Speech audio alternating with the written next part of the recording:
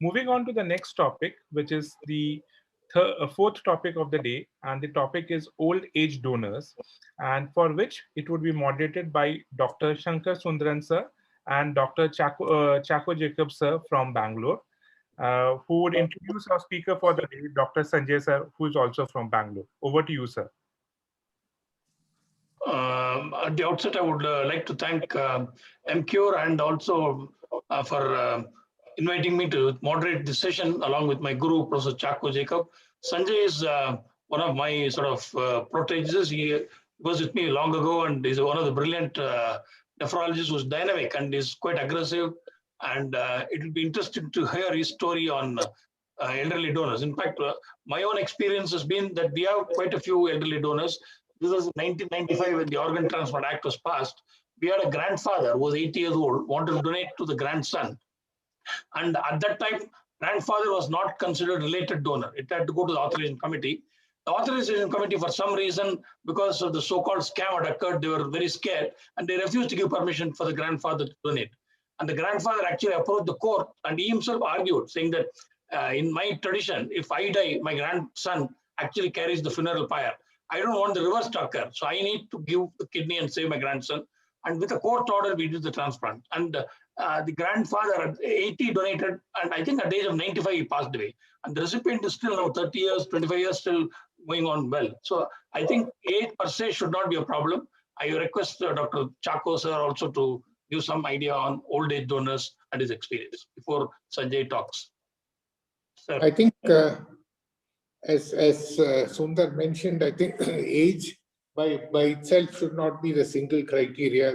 There are various other reasons why people should maybe considered as expanded donor pool, but certainly age per se should not be the thing.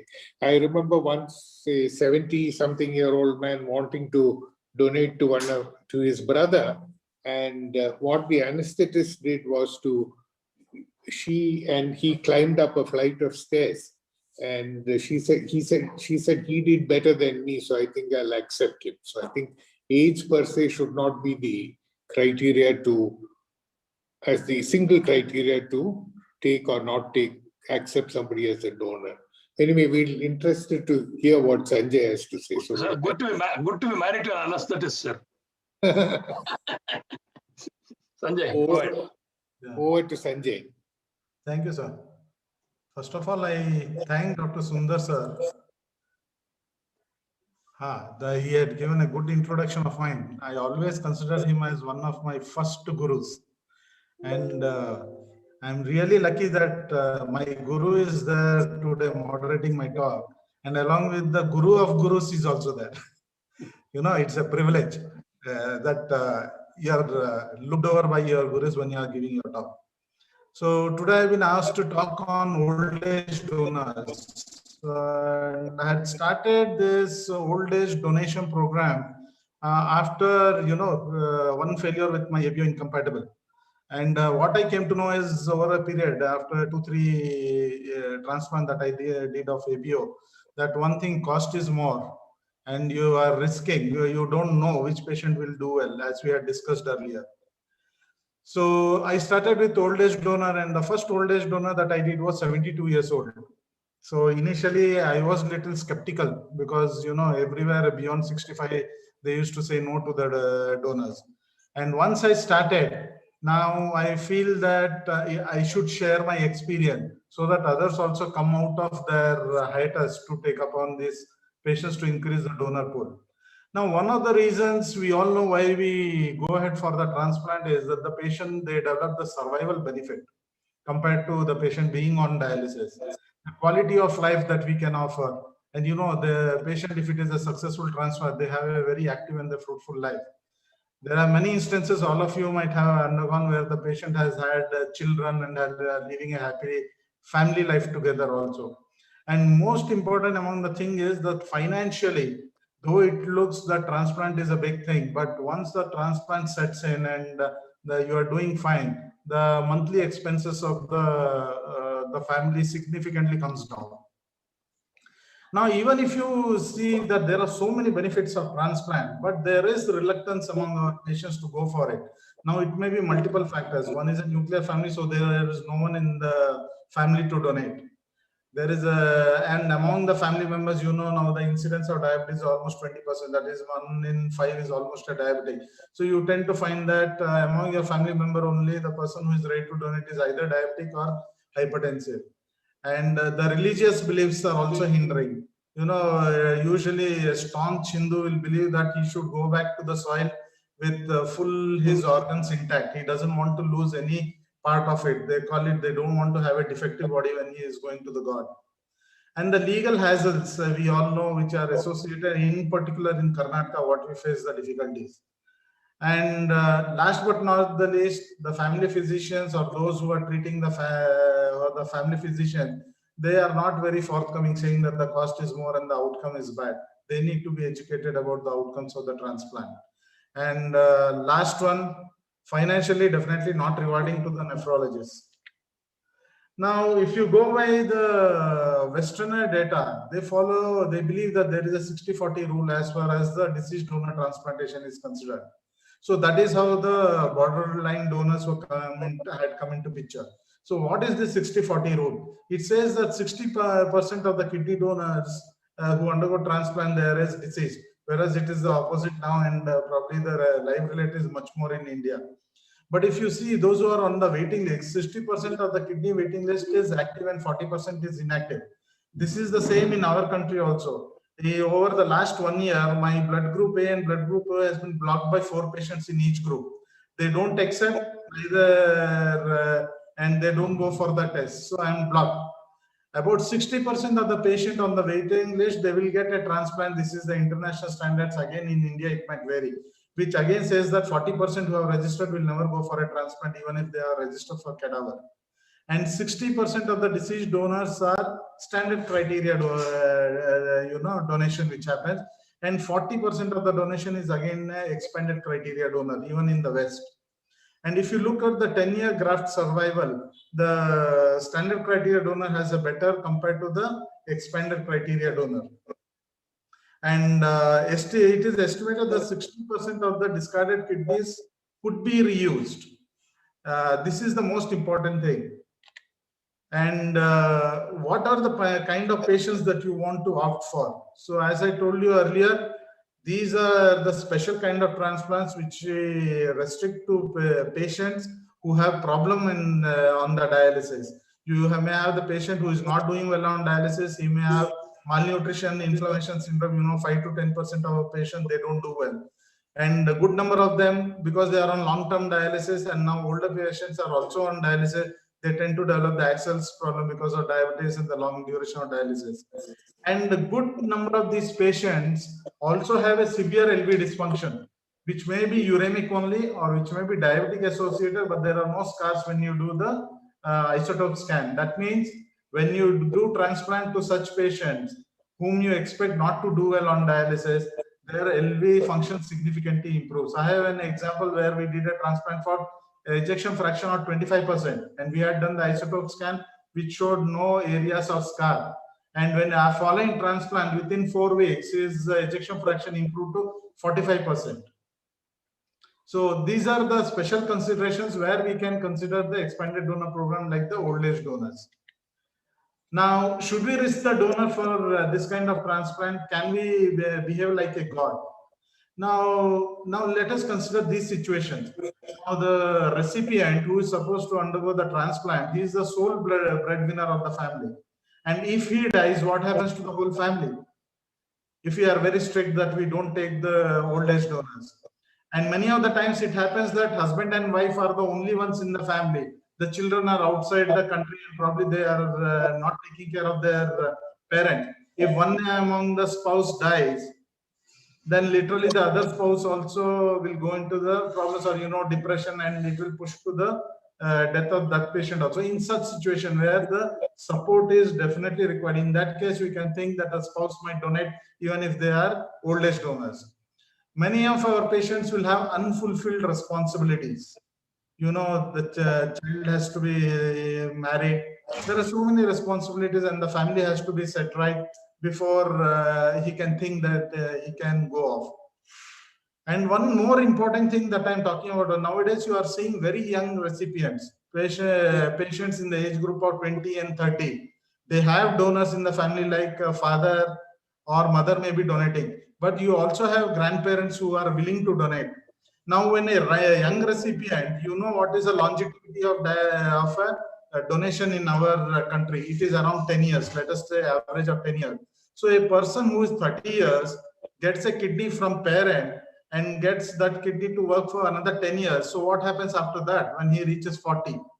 So we have to think now in long term, because we know the outcomes of the grafts are much better when we started transplant around 20, 30 years back. So let us put a situation, 30-year-old recipient, he has a donor in parents. He also has a donor who is around 65, 70 years and is a grandfather or a grandmother. So in that case, what I'll do, if the grandfather, grandmother is good, I'll probably take that kidney and see to it that it lasts for another 5 to 10 years. And after 10 years, when the patient becomes 40 years, he at least will have the parents to donate or his spouse to donate, so that he lives the full life after having 2 to 3 transplants.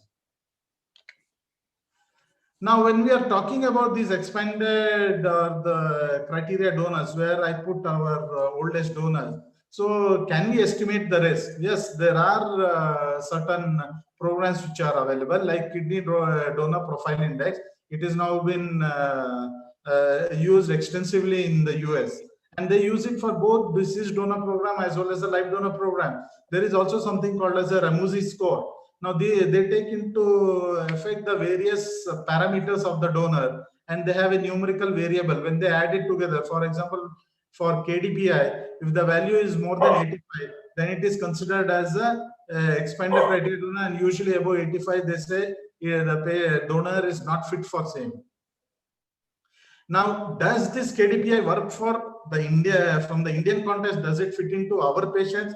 Still, we need to be evaluated or validated. We have not evaluated the same.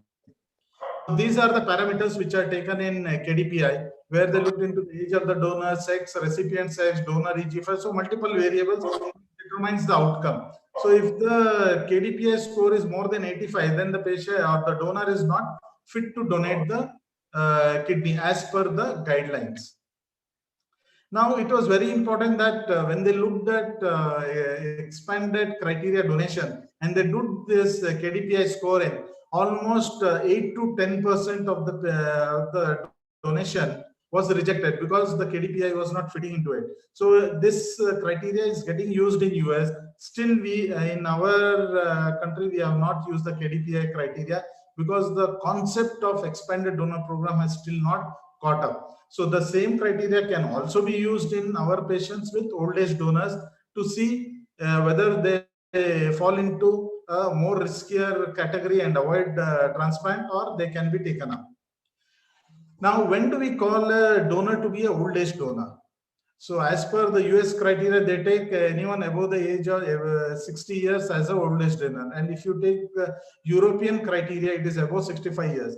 In India, we have still not defined, but we still, majority of us feel anyone above the age of 60 years would be considered as an old age donor. Now, it is important because as the age progresses, we know that the GFR tend to decrease beyond the 30 years of age. And presently, I think all of us are using a criteria that a GFR of 80 ml or less, the patient, that donor we don't accept. So this was my paper which got published in Nephrology, where we looked at the South Asian donors, that is all those who are donated kidney in Apollo Hospital, Chennai, and we had around 630 donors. And we looked at, they predominantly were Indian, and we have taken South Asian because few Bangladeshis had come in, and from others adjacent countries also. So the mean GFR, what we found was, it was around 95 plus or minus 11 ml per minute, which is quite good. And the rate of decline, though the numbers in different age groups, when we split it out, in the later age groups, the number of patients who came in for donation, that is 60 and beyond, was less. That's why we did not publish it. But when we put it at that in that paper, we found that the rate of decline was around 0.5 to 1.2 ml per year, average coming around 0.7. This rate of decline probably is less in our population compared to Western population, probably because the meat eating population of our in our country is little less, or even if they take meat products, the volume that they take is less. So that may be one of the reason. I am trying to tell you this is, when I show you my slides of my data of around 26 patients, only one patient had a GFR which was less than 80, around 76. Rest all have maintained around 85 plus GFR.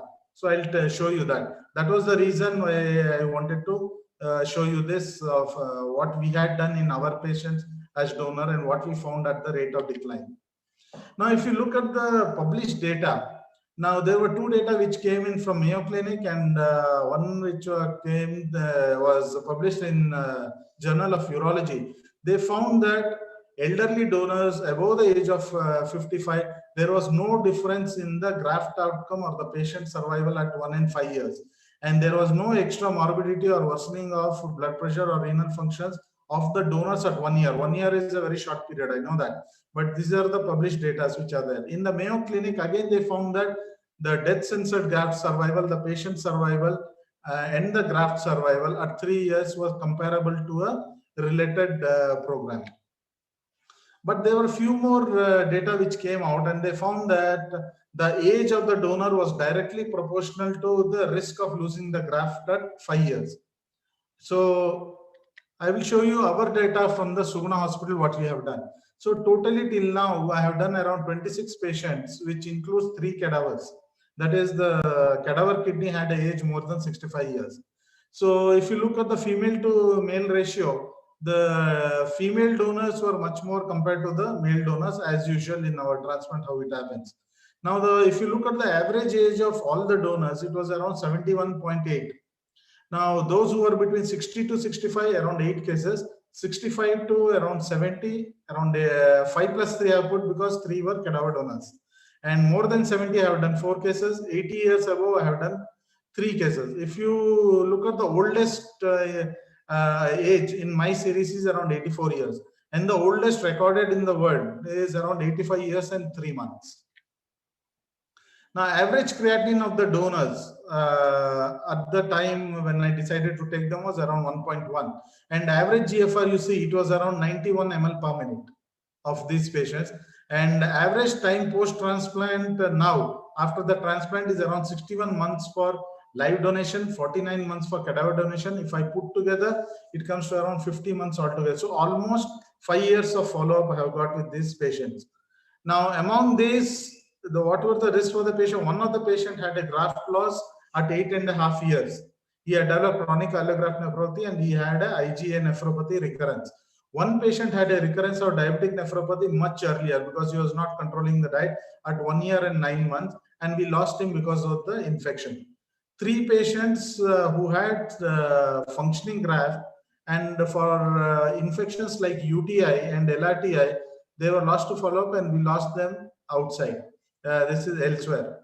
One patient had a AMR of 7 months due to discontinuation of the medication and requiring the nephrectomy.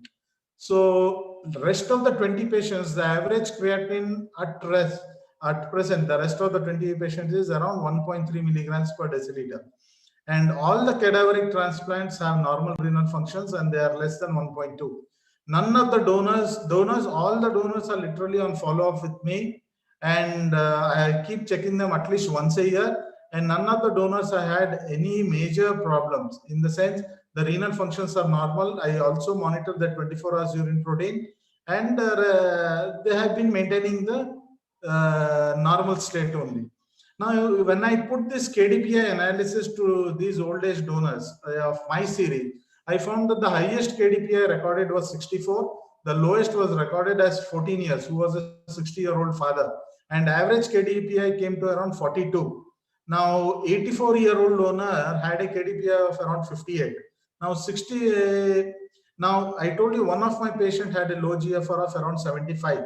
So this was a 65-year-old mother and her KDPI came as 59. Now, with this put into, if I look at this, none of my patients had a KDPI which was more than the 85. Which is usually the cutoff for not accepting the donor. So I don't know what its role is in the Indian context. Now I'll show you a few photos of my patients. Now he is the recipient, she is the donor, she is 78. This lady is again 77 years old. This I did only 15 days back, father to son, he is a policeman. This man is again 79 years. This I am proposing to do next. Workup is already done. Can you believe she did 10 minutes of treadmill, and cardiologist had to clear her saying that she is fit. She is 80 years old. So we have put her for transplant now for the committee clearance.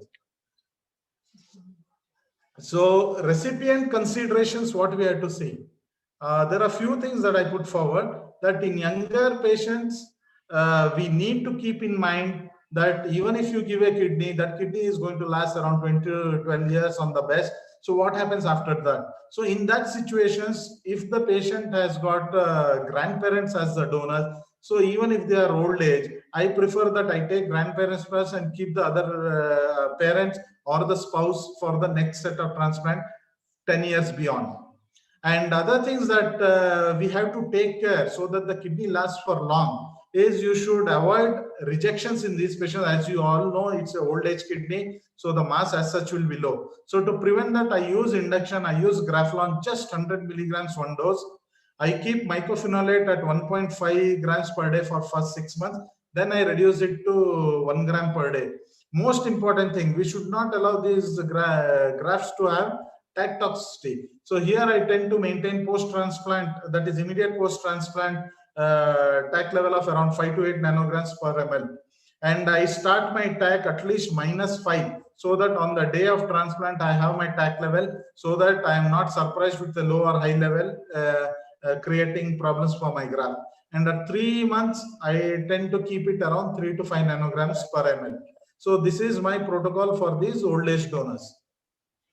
When it comes to donor considerations, see, average GFR and the rate of GFR decline in Indians, that we have to keep in mind, because we don't know about it. Probably that's why majority of, to tell you frankly, till now I have not rejected any of my patients whom I thought I'll take as an old age donor, for the sake that the GFR was low by DDPA scan. Second thing, as I told earlier, documentation plays very important role. The whole of the family has to be taken into confidence. They have to be told again and again what is the risks involved and why you want to do it for the sake of the patient. And you have to be very highly aggressive for the lung management. You know, when they undergo nephrectomy, there is a possibility there may be tear in the pleura which has been sutured, and these old age patients, they are very sensitive to pain, and invariably they will look very normal, but they will not cough out, and they tend to develop orthostatic pneumonia. So that is where the problem starts. So from the day one post transplant, I personally make sure that the patient is mobilized, and from the first day only, the patient comes into steam inhalation, mucomics nebulization, chest physiotherapy, and incentive spirometry. I know it is painful, but we use the drugs to reduce the pain. But unless the patient coughs out the orthostatic pneumonia, what they develop, that is the main killer for these old age donors, which we have seen in the earlier studies. So this is, we are very aggressive as far as the management of lung is concerned. And to the take home message, I would say that it's a good option to go for an old age donor. And one thing is, because all these donors are the related donors, so immunologically they are better than the deceased donor transplant. Outcomes are acceptable when you compare it to deceased donor transplant, where they have to wait for 5 years and still the outcome is not great. The donor workup may become expensive or extensive, because you may require the angiogram to be done. For evaluation for the malignancies in that age is very important. And many of the times, you know, when there is impaired glucose tolerance and all, you may have to do a renal biopsy to see if there are changes, though we don't do it for all our patients. Post-operatively, I told you, it should be the vigilant care and immunosuppression modification, as I told you, to avoid rejection and minimize the CNI toxicity, and use of induction to reduce any chances of rejection in a very small dose. That is what I use. Thank you. Anything is there, I'll be able to answer. Sanjay, I think you have covered the topic very well, and it's, in my opinion also, I think we cannot reject any donor based only on age. Even though our actual cutoff, when they come and ask me what is the ideal age, we say 18 to 65. But we do take people who are up to 80, 84. I think we should, it's not the chronological age. I think that's important. And you are talking about the consent form, that is also very important. And I think you covered most of the aspects. And your point is very valid about a 20-year-old fellow getting from a grandfather so that he has a chance of getting another transplant with the father or mother. I think that's a valid point. In fact, polycystic kidney, I have the same problem. One person told me that he is not taking the kidney from his wife because the child has got polycystic kidney. So he said 20 years down the line, my wife will donate. I will go for somebody else as a donor. So this is something which is not taught in textbook, but it's a very practical suggestion which you have given. Dr. Chacko, sir? Yeah, Sanjay, thank you very much for actually covering that topic very well, and especially for sharing your own experience with the older donors. And I think that is compatible with what the rest of the world also feels now, that generally age per se should not be the criteria on which somebody should, or you should not, you can expect good results even with an older donor. And what we really need to watch out for are the comorbidities which may cause early graft dysfunction or graft loss. So thank you very much for covering that very nicely. And are there any questions from the audience? Yeah, Sanjay, it is a very nice and you are very daring, I should tell, and your approach to these donors were very aggressive. I have a couple of questions. One is this GFR, when you are seeing for the donors. So you already mentioned in during your talk, because what is the this thing in our Indian population.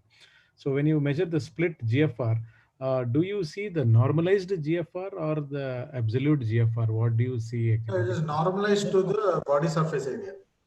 Most often our absolute GFR will come very, very low, actually, especially even some of the individuals, especially from villages who come, actually, they look, they when you ask their age, they tell 50, but they look like 60 or 70, and their absolute GFR is very low.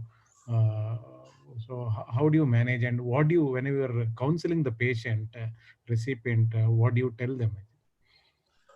No, see, basically the recipient, no, they are looking out for a transplant. So they are very happy if I tell them I'll take your old age donor, but it doesn't start there or it doesn't end there.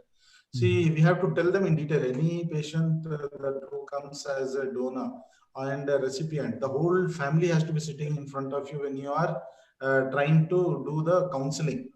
There are 2-3 points I want to add. You have to explain every risk that is involved, including the risk of death of the donor. See, many of the times we don't declare that to that. Whatever data we have now, it is at least one death every 3,500 operation is what is the norm or what has been recorded. So I just tell them, definitely the risk for donation from an old age donor is higher than the risk from a conventional donor. So, but it has not been validated. But again, one thing I put forward is, if the patient develops appendicitis tomorrow, will you not operate that patient? It's an emergency. So the risk that is involved in that operation, where it is an emergency and the patient is having infection, is much higher compared to the risk when you have totally evaluated the donor. Yeah. So these are few points, and there will be hundreds of questions which will be asked. So you should take the whole family into confidence. I usually say that the day I do the counseling, all those who are supposed to sign the affidavits, that is as per the family tree, everyone should be available on that day. And when you are taking it, Sanjay, the fact that you have done so many old age donors, that itself, because they are actually will be promoting others. Yeah, that is what is happening. When they see some other donor was donated at the age of 80 and at 95 still going strong, that will be an incentive. I think that makes getting the initial pool of older donors doing well. I think that will make a lot of difference in getting more donors, I think. And another point you have to tell there definitely is, what is the average life expectancy of the India? So when you are taking old age. So when you take that the average life expectancy is around 75 years, and you have a donor who is old enough. So in next donor already 80 years, that means he's crossed this thing, correct? It's bonus. In your experience, this older donors and younger recipients, because both are risk factors for increased rejection. So, what was your risk of rejection? To And tell did you you modify frankly, your immunosuppression protocol? So, and yeah. also you told in your talk that about the CNA toxicity. Have any patients received everolimus in your No, no, no. Everolimus I have not used for any of my patients till now, except for one patient where There was he had a sarcoma. rejection Kaposi's sarcoma you options. can use. Otherwise, no. See, to tell you frankly, I told you my protocol. I start my TAC at 0.1 mg per kg body weight and rounded off to the lower limit, not to the higher limit. And I started -5. The idea is very simple. Many of the times I had seen that when I was starting one day before and you give 0.1 or 0.15, they don't attain the level and you develop the rejection. That is why I think your induction is good to have that way. Yeah, and one is that, and the other thing is you are not overshooting your immunosuppression also. Many other times you find that it's very high, and again that creates problem to the patient. So, and second thing is nowadays, since I started using ATG in a very small dose, I use Graflon just 100 milligrams. Whether it is cadaver, whether it is my related, they want to take the injection or spousal. I use only 100 milligrams of Graflon. And since the day I started using it, I sleep happily for next 1 week. I have not had any rejections till now. So that is the advantage, and the rest of the protocol is steroid is same as what everyone is using. But I keep my TAC very low. I keep it 5 to 8 for the first 3 months, and within 2 or 3 months, I reduce it down to 3 to 5 range. But I keep initially I used to keep around 1 gram of mycophenolate per day. But now what happens as I am tapering down the TAC very fast, whenever I reduce the dose of TAC, I increase the dose of mycophenolate. That is, patient will be on 1 gram. Suppose I see the levels are little higher, I reduce the dose of tacrolimus. Immediately, I will increase it to 3 times a day. Wait for around 4 weeks. And 4 weeks, I find that the creat has settled down and the TAC is okay. Then I bring it back to 1 gram per day. So in the end, everyone will come back to 1 gram per day on a long run within the first 3 to 6 months. Good strategy. Sir, anything else? This -5 is your regular protocol. You are telling the TAC we are using day -5. Is that regular protocol for everyone or? Only old age donors. Majority, except cadaver, I can't do that, but majority will have -5. So you are living, all living donors you are using -5. Yeah, -5. The CMC protocol. CMC also, the Chacko sir also, the CMC also using similar protocol, day -5. I'm not very sure. I heard about it. What is that, Ravi? Sorry. Depends. Tacrolimus, starting tacrolimus day -5. Is that the CMC protocol? I really don't have the current protocol, but I think what I got a response from them is that I think they're not routinely using induction, but I think for all diseased donors and poorly matched donors, they are using ATG in preference to basileximab as induction, and the combination is what is generally now I think accepted everywhere: TAC, MMF, and steroids. When do they start the TAC? That's the question. In a live donor, when do you start? Because I start 2 days prior, and most people either 2 or 1 day prior they start in the live donor. What is your protocol, sir? Live donor. You start how many days before the transplant? About 72 hours before. Okay, that's 3 days. Yes. Okay. So roughly, so. But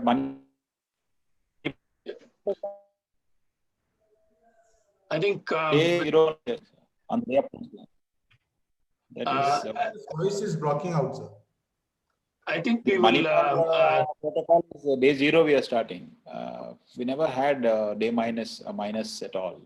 Okay. So most of the transplant day 0 we start with the evening urine output is good. Then we found that some ATN minus 3 days, minus 4 days because the graft is are not good. Okay, now I think we will. I think we are quite late. I think we would stop here from our side. Thank you, Sanjay, and thank you, sir, for sharing with me.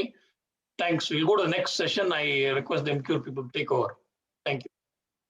I think that's the last talk. Thank you, sir, very much for this wonderful talk. And I once again thank all the faculty members for sharing your vast experience in this field of kidney transplantation and making us enlightened about how things can be taken forward, sir.